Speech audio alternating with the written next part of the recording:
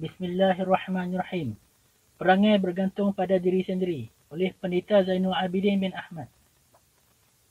Bab 4, Pasal 3. Tegasnya, tiap-tiap seorang yang ada kelayakan patutlah boleh bebas menimbang dengan ilmu dan akalnya sendiri dan mengambil keputusan daripada fahamannya sendiri akan Al-Quran dan Hadis pada apa-apa masalah agama yang ada didapati asas hukumnya di situ. Adapun jika tiada didapati apa-apa panduan dalam Al-Quran dan Hadis, maka ia patut boleh memakai timbangannya sendiri sahaja pada memutuskannya masalah itu. Seperti yang tersebut di dalam hadis tak kala Nabi SAW mengutus sahabatnya bernama Muaz bin Jabal pergi mengajarkan agama Islam ke negeri Yaman. Kata Rasulullah kepada Muaz, "Fa'in lam tajid," yakni kalau tidak ada engkau dapati hukumnya dalam sunnah Rasulullah, apakah engkau akan buat? Maka jawab Muaz, "Ijtihad bira'yi." Artinya, saya akan berijtihad memakai timbangan saya sendiri. Maka jawapan Muaz ini sangat memuaskan hati Rasulullah. Tetapi walau bagaimanapun, baik mengambil fahaman daripada Al-Quran dan Hadis atau berijtihad atas fikiran sendiri semata-mata kerana tiada didapati penyediaannya dalam Al-Quran dan Hadis, tidaklah sekali-kali mesti meniru atau mengikut fahaman dan timbangan yang telah diperbuat oleh orang lain saja, kecuali jika orang itu ialah Rasulullah sendiri, dan kecuali jika setelah diperiksa didapati pendapat orang lain itulah yang sebaik-baiknya, tiada dapat diatasi atau ditambah baiki lagi. Demikianlah patutnya bagi tiap-tiap orang Islam yang ada mempunyai syarat-syarat kelayakan. Maka alat perkakas yang memberi syarat-syarat kelayakan kepada seseorang itu ialah ilmu pengetahuan dalam bahasa Al-Quran dan dalam pengajian-pengajian kemajuan dunia berserta dengan akal yang sihat dan tajam.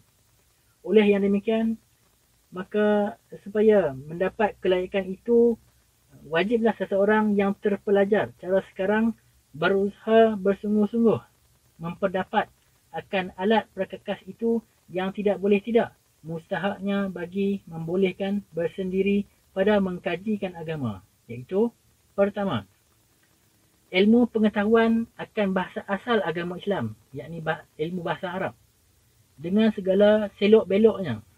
Dan kedua, seberapa banyak yang boleh dapat daripada pelajaran dan ilmu pengetahuan lain, lama dan baru, yang telah ditahqiqkan betulnya oleh siasatan orang-orang sekarang.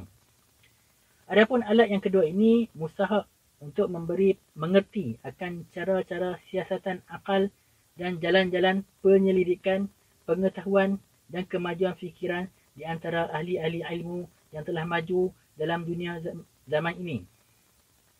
Setelah ada perkakas dari kedua-dua pihak ini, latihkanlah diri menjalankan ilmu-ilmu itu di atas asas pengetahuan sendiri dan siasatan sendiri, memeriksa punca-punca ajaran agama di dalam Al-Quran dan Hadis, serta segala keterangan orang dahulu-dahulu, mana yang ada dan mana yang mustahak diperiksa.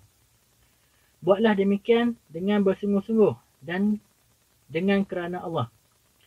Lihat dan uji tiap-tiap satunya di bawah suluhan ilmu-ilmu yang sah zaman ini dan mengikut timbangan akal yang adil hingga seberapa jauhnya yang boleh tersampaikan oleh kebolehan sendiri itu.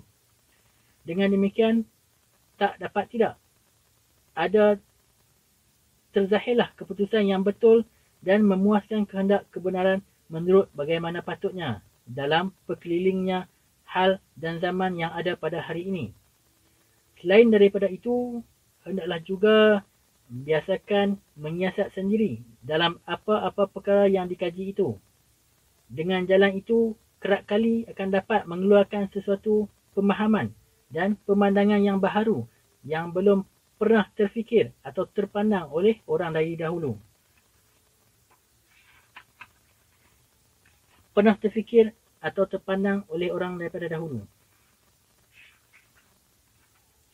Maka yang demikian barulah dikatakan berijtihad sendiri namanya, iaitu mencurahkan sehabis-habis usaha dan tenaga, memeriksa dan menimbang semula apa-apa jua masalah agama dan cawangan-cawangannya yang mustahak diperiksa dan ditimbang semula.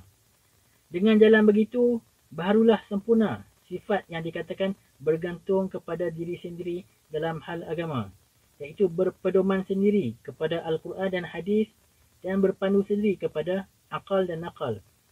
Bukan hanya mengikut fahaman orang lain dengan buta tuli.